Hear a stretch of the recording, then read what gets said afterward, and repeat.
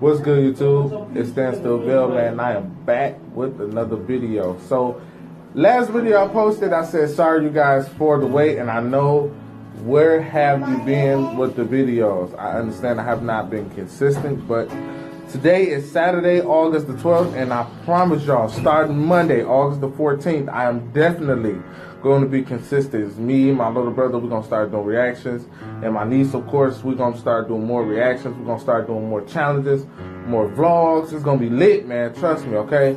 But today is going to be a story time about when we lost our grandmother. I know many of you have been requesting this on Snapchat and on Instagram, so I am here today to tell you all this story. I know it's very emotional for me to tell the story because sometimes when I think back about when all this transition started happening, you know, but it made me stronger though, so I'm not really, you know, upset really about it. But in November, I say the beginning of November of 2013, my grandmother was, she started off with a cold, and this cold had all of a sudden turned into like a pneumonia type cold, but we didn't understand nor did we knew what was going on. But 2 weeks prior to, my grandmother was just sleeping all day. She was rarely eating and everything, and you know things was looking so bad. You know what I'm saying? So hold on, guys. Yes. That bro, no, this is my nephew. Don't play with me, boy. I don't want my noodles. You don't want your noodles? Okay, we'll try to eat it, okay? Look, Uncle recording the video, so hold on, okay? Okay, I don't want to take pictures. Okay. So, it was back in, I say this started off back in 2012.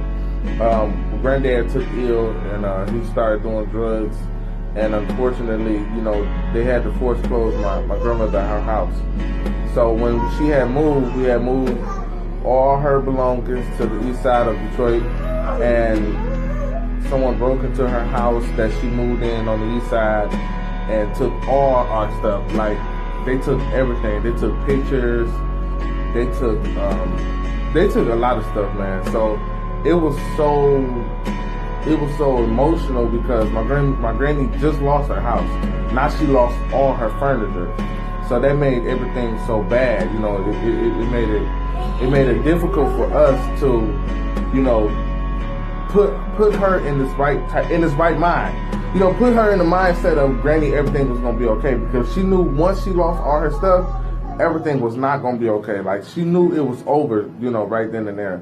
So she had moved with my uncle, you know, to his house and with his fiance and his children.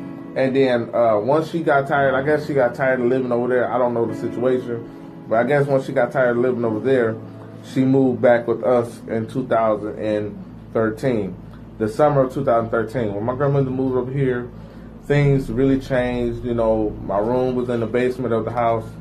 You know, we was having fun, man. I would get up and go to school, and my granny would wake me up and go to school, man. And it was fun. You know, don't get me wrong. You know, it was lit. You know what I'm saying? But we was turned up for real.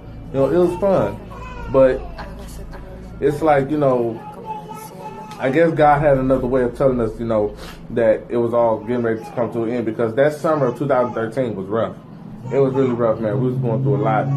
But leading down to when my grandmother got ready to pass, that night, you know, I'm hearing her calling me and my mom's name. And that night we came upstairs, and I'm like, Granny, what's wrong? And she looked out her window in the back, and she said, y'all don't hear that? And I'm like, no, Granny, you know, what you talking about? You know, hear what? And she said, y'all don't see that? I'm like, no, Granny, see what? She said, them people right there in the back. So in our backyard, you know, we don't have no opening. We don't have anything. There's a straight gate in the garage. There was nobody back there at all. So she was hallucinating. So we had ended up calling the ambulance and having them come and get her and take her to Sinai Grace. And it was difficult, you know, trying to get her to understand, you know, everything that was going on. You know what I'm saying? When I say get her to understand everything that was going on, just get her to realize that she has to better herself in order to better her, you know, her health. Because my granny wasn't eating. She wasn't going to her doctor visits. She wasn't taking her breathing treatment or anything. You know, so it was difficult. You know what I'm saying? But anyway, so we called the ambulance and stuff, man. So they end up coming and getting her. And when they pulled up, they immediately told us she has pneumonia. And from the way it sounds of it, it's taking a toll over her body, over both of her lungs. So they was gonna rush her to Beaumont, but she wanted to go to Sinai Grace. So they rushed her to Sinai Grace Hospital, and when we got to Sinai Grace, I rode with her in the ambulance. My mom drove her van, and we all went up there. So when they rushed her to Sinai Grace,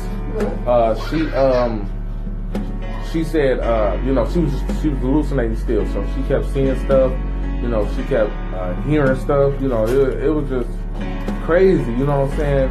So it was like a movie. Everything was like a movie because everything seemed like it was happening so fast, you know, because they had her on the breathing treatment. When they had on her on the breathing treatment on the mask, you know, she still was having trouble breathing. She was still struggling to breathe. So they finally took her, and before they took her in to do x-rays, they told me, they said, well, Mr. Gilmore, you know, you can't be in the room with her while she's doing the x-rays. So I guess they had to take off all her clothes or whatever. So they said, well, I couldn't be in the room or whatever. So I said, okay, well, the last words I told my granny was, Granny, I'm about to go, but I'll be right back. Don't you go nowhere. And I swear, man, it's like when I said that, I don't know, it's just, I told her not to go nowhere, you know what I'm saying? And for her to look at me with that mask on was like, okay, like she said okay. I told her not to go nowhere. She said okay. So I'm like, I'm thinking everything's gonna be cool, you know, cool. All right, bet. I'll be right back. I go down in the lobby, my mama go up there, and my mama, like I said, about 3 hours later, she said, yeah, they took the x-ray, it's all over her lungs. They giving her antibiotics right now. They're trying to flush it off her lungs. I'm thinking at this point, everything is cool, bro. Everything is straight. I'm thinking like God got us, you know, God already took care of it and everything. I'm thinking like, you know, we good. So me and my mama, we go back home because I had school the next morning. So we go back home. I go all the way back home, man. My mama like, okay, because your granny keep crying. Doctor saying that she keep crying. I'm about to go up there back to the hospital. I'm like, all right, Mom. So she go back up to the hospital. And right here is when my life changed. I started praying. I literally got on my knees and started asking God to heal my granny and just please take the pain away and let her breathe, you know, better. You know, she's struggling. And I started to pray. Like, I prayed, like, for real. Went upstairs on my mama's bed, laid down, went to sleep. My sister, I could hear her bust open the door. She said, and she tapped me. She said, Darvell. I said, what? She said, do you know Granny died? So when she said that, I just jumped up. What? When she said Granny, I got a cousin named Granny. We call her Granny. Her real name, I don't want to say her real name. I got a cousin named Granny. So when she said Granny died, that's the only Granny I was thinking about. I wasn't thinking about my Granny until I figured, until I thought about it, like, my Granny was in the hospital. And then she passed away. The most hardest time of our lives was dealing with that death. So it was difficult, man. And seriously, it really made us stronger, because when I say stronger, I don't mean like, okay, yeah, we glad she passed. No. What I mean by made us stronger, it matured a lot of us to where we stop acting like babies. We stop acting like we can't do nothing. We stop, you know what I'm saying, we do more things around the house now. We do more things.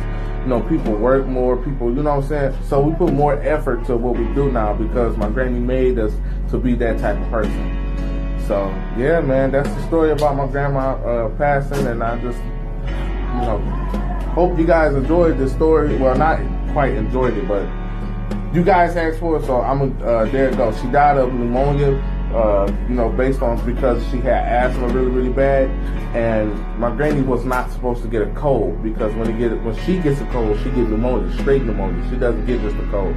pneumonia just starts growing immediately because her lungs is light. So, yeah. So that's the story. Do you have anything to say? But I'm not miserable, bro. Yeah, I do too. So don't forget to like this video, you guys. Please don't forget to subscribe down below. Please comment on what's the next story time that I should do. And remember, so today, later on today, don't forget, man, another video is coming out. We're gonna do the Try Not to Laugh challenge. Probably be me and my niece and my little brother. We're not sure yet, so we're gonna look into that though. We're gonna work on that. But don't forget, man, to subscribe for more content, please. Oh yeah, don't forget to like this video. So get us like, please, to at least 30 likes. I'm starting off small. Get it to at least 30 likes, man. So that's it. Yeah. All right, we out, y'all. Peace.